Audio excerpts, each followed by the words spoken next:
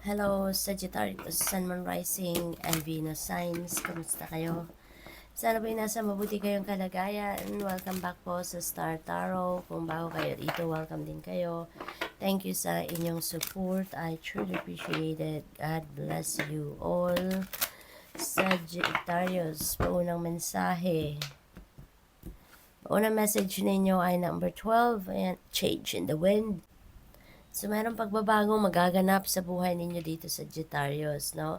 Maaring new perspective ito na maaaring maganap sa ngayon. This is a different way of looking at things siguro. Or maaari din na this is literal, no? Na travel, na pagbabago, no? That may involve travel. Baka magra-relocate. Ang iba sa inyo dito maglilipat ng tirahan, place of residence, maglilipat ng opisina, trabaho, maglilipat ng employer, yung mga ganun ba, no? So, posible, no, na may ganun ganap ang iba sa inyo sa ngayon. We have number 32, here and now. Ayan, inimbitahan kayo dito, no, na mag-focus kayo sa ngayon. Kung anong nagaganap, anong nangyayari sa ngayon, Sagittarius, doon kayo, okay? Doon kayo mag-focus. At iwasan muna natin na magbigay pa tayo ng maraming oras, panahon, atensyon doon sa nakaraan na. Kasi wala na tayong kapangyarihan over that. No? Wala na tayong power over kung anong tapos na, kung anong nakaraan na. Ganon din, no, sa future. If we are going to spend a lot of time sa future natin, wala din naman tayong parang impractical din, no? Para sa atin na mag-focus tayo dyan kasi wala naman tayong magagawa pa. Diba? Kung hindi naman natin alam kung ano ang paparating, hindi natin alam kung ano yung mangyayari, 'di ba? Kaya kailangan kung ano ang nasa harapan natin, doon tayo mag-focus sa ngayon.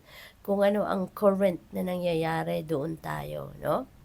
Kasi sa ngayon, marami tayong magagawa. Marami tayong pagbabagong pwedeng gawin, 'di ba? So what else? We have orphaned. Ayan. So iba sa inyo feeling alone, lonely, no? Alone and lonely. At saka baka feeling ng iba sa inyo you are isolated, or baka kayo mismo nag-isolate ng sarili ninyo. Baka kayo yung dumidistansya mismo sa mga tao, no, Sagittarius. Possible din na ang iba sa inyo dito, ina-isolate ninyo ang sarili ninyo kasi baka toxic, no, yung sitwasyon na kinabibilangan ninyo. Kaya mas maigi na lang umalis kayo sa sitwasyon na yon, mas mabuting mag-isa, 'di ba? Walang stress. Maaring ganun ang ganap dito for some of you. We have observer. Ayan. So, mas nasa energy kayo ng nag-o-observe, nagmamasid, kisa doon sa nagte-take action, no?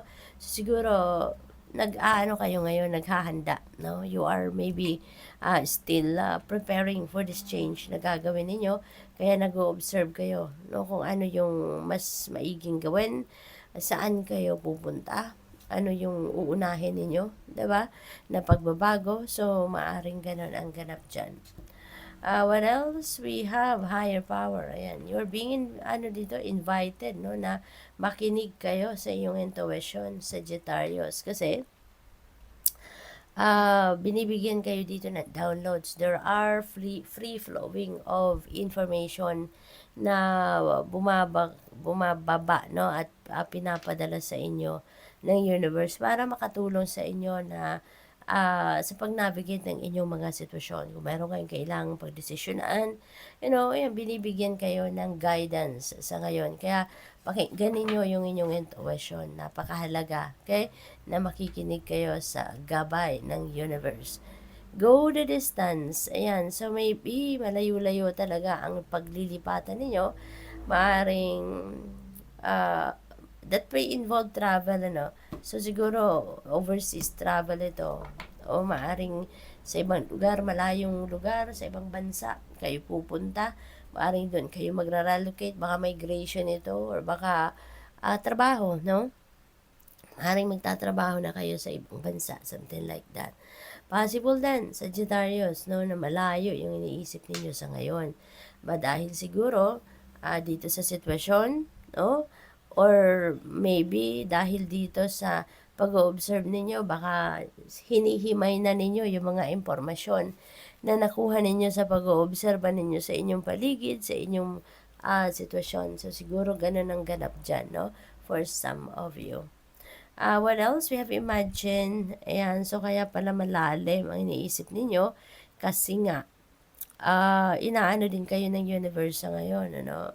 Sinisiguro sa inyo ngayon ng divine universe. Ano nga ba yung gusto mo talaga mapuntahan? Ano nga ba yung gusto mong mangyari sa buhay ninyo? What is exactly your heart desires? Para nang sa gayon, kung sigurado kayo kung ano yung um, ina-envision ninyo for yourself or kung ano yung pinaplano ninyo para sa sarili ninyo, matulungan agad kayo ng universe, matulungan agad kayo ng Panginoon, mapadalhan kayo ng support kung ano ang mga kakailanganin ninyo, hindi ba? Kaya, try to figure out, no? Sa ngayon, ba't na talaga ang gusto mo? Kasi baka, maaring, sa ngayon, ganito ang gusto mo, pero yung kahapon, iba naman yung naiisip ninyo, bukas, iba na naman, no? Kaya ngayon, sinisiguro sa inyo ng universe, siguraduhin mo muna sa sarili mo. Make sure, no, about kung ano nga ba talaga yung mga dreams ninyo, ano nga ba yung goals ninyo, yung gano'n.